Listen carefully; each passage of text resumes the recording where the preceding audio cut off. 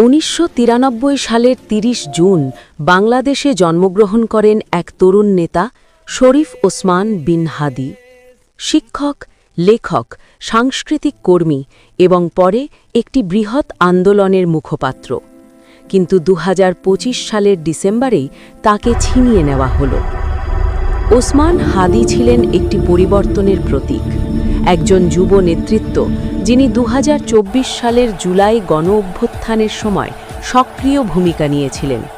তিনি ইনকিলাব মঞ্চ নামের একটি রাজনৈতিক ও সাংস্কৃতিক সংগঠনের মুখপাত্র ছিলেন। ১২ ডিসেম্বর ২০২৫ ঢাকার বিজয়নগর বক্স কালভার্ট এলাকায় হাদিকে লক্ষ্য করে গুলি চালানো হয়। তিনি মাথায় গুলিবিদ্ধ হন এবং তাৎক্ষণিক আহত অবস্থায় হাসপাতালে ভর্তি হন।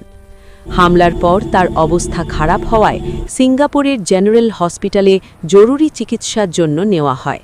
কিন্তু ১৮ ডিসেম্বর রাতে তিনি কর্তব্যরত চিকিৎসকদের সব প্রচেষ্টা সত্ত্বেও শেষ পর্যন্ত জীবন হারান। ওসমান হাদির মৃত্যু ঘোষণার পর বাংলাদেশ জ্বলে ওঠে।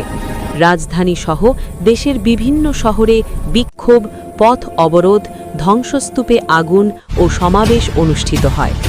হাজার হাজার মানুষ শাহবাগে জমায়েত হয় এবং দ্রুত বিচারের দাবি তোলে। হাদির হত্যার পর অনেকেই এই ঘটনার পেছনে রাজনৈতিক ষড়যন্ত্র ও আন্তর্জাতিক কূটনীতির সুর শোনে। তার পরিবারের সদস্যরা প্রতিকূল রাজনৈতিক শক্তিগুলিকে দোষী দাবি করেন এবং নির্বাচন প্রক্রিয়ায় প্রভাব ফেলার অভিযোগ তোলেন। ওসমান হাদির মৃত্যু শুধুই একটি হত্যাকাণ্ড?